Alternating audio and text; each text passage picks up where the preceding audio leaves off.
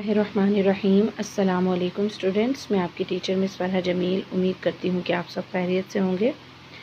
Students, as you know that, आप जानते हैं कि हम जमात अव्वल में यानी कि क्लास 1 में कुरान पढ़ें आसान तजवीद के साथ इब्तिदाई कायदा पढ़ रहे हैं। सबसे पहले इल्म इजाफ़े की दुआ पढ़ लेते हैं और फिर अपना सबक शुरू करेंगे। रब्बी ज़िदनी इल्मा, ऐ मेरे रब मेरे इल्म में इजाफ़ा फरमा, आमीन।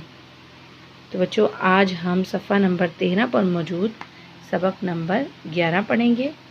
बच्चों, हमने कल सबक नंबर 10 पढ़ा था तो आज बच्चों हम सबक नंबर 11 पढ़ेंगे, जिसमें हम ज़ पढ़ेंगे। बच्चों, इस हर्फ का नाम ज़ है। इस हर्फ को ज़ कहते हैं। बच्चों, इस हर्फ की आवाज़ ज़बर के साथ ज़, ज़ेर के साथ ज़ी और पेश के साथ ज़ू है।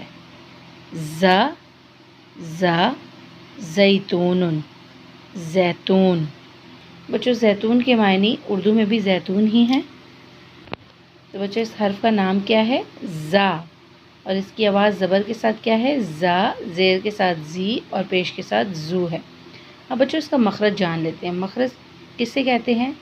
मखरज कहते हैं वो जगह जहाँ से कोई भी हर्फ अदा होता है, यानी किसी भी हर्फ की आवाज़ निकलती है, उस जगह को उस हर्फ का मखरज कहते हैं। यानी कि किसी भी हर्फ की अदायगी की जगह को उस हर्फ का मखरज कहते हैं।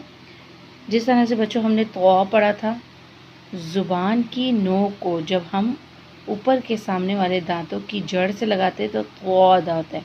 इसी तरह बच्चों, अगर हम ज़ा के बारे में पढ़ें तो ज़ा ज़ुबान की नोक को सामने वाले ऊपर के और नीचे के, सामने वाले ऊपरी और निचले दांतों के किनारों से लगाएंगे ज़ुबान की नोक को, तो ज़ा अदा होगा और ये इसका मखरज भी है।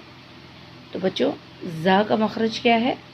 ज़ुबान की नोक को सामने वाले ऊपरी और निचले दांतों के किनारों से लगाएंगे तो ज़ा अदा होगा।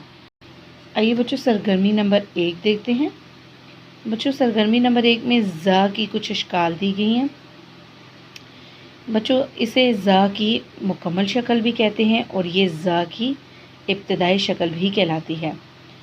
और बच्चों, ये ज़ा की दरमियानी शक्ल जबकि आखिरी शक्ल भी कहलाती है, क्योंकि इब्तिदा में जब किसी भी लफ्ज़ के शुरू में ज़ा आता है तो वो इस तरह से दिखता है जैसे जैतून उनमें। इसी तरह बच्चों, ये मुकम्मल शक्ल भी है, जैसे ये आपको एक जैसी नज़र आ रही है। अब बच्चों, किसी भी लफ्ज़ के दरमियान में ज़ा आएगा या आखिर में आएगा तो वो ऐसा ही दिखेगा, क्योंकि ज़ा के साथ आगे कोई चीज़ भी जुड़ती नहीं है, इसी तरह ये खाली रहता है।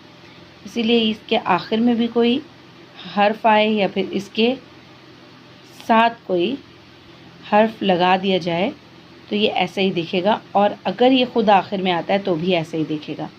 अब बच्चों, इसके साथ साथ यहाँ पर हमने कल तो पढ़ा था, तो तो की अशकाल हैं।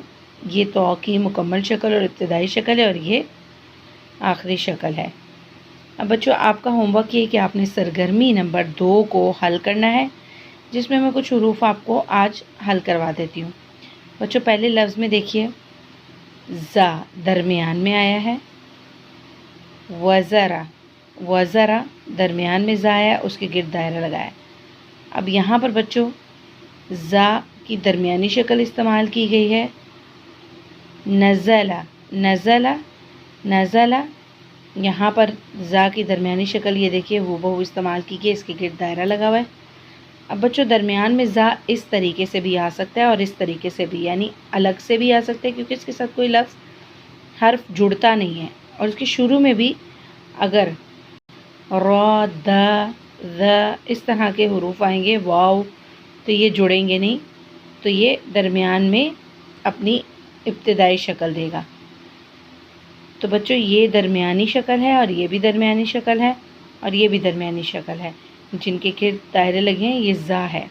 अब बच्चों, आपने इन दोनों अल्फाज में तो की अशकाल के गिर्द दायरा लगाना है, क्योंकि हम तो पढ़ के आ चुके हैं। अब बच्चों, एक चीज़ आपने याद रखनी है ज़ा की अदायगी के वक्त, कि ज़ा को सख्ती से अदा करना है, यानी इसमें सीटी की आवाज़ आनी चाहिए। जैसे हमने इससे पहले ज़ पढ़ा था तो उसमें नरमी से हमने पढ़ा था सा ज़ वो, तो वो नरमी से पढ़ा था, उसमें सीटी की आवाज़ नहीं आनी चाहिए थी, लेकिन ये ज़, इसमें सीटी की आवाज़ आनी चाहिए। तो बच्चों ये आपने याद रखना है। अपना बहुत ख्याल रखिएगा। अल्लाह हाफ़िज़।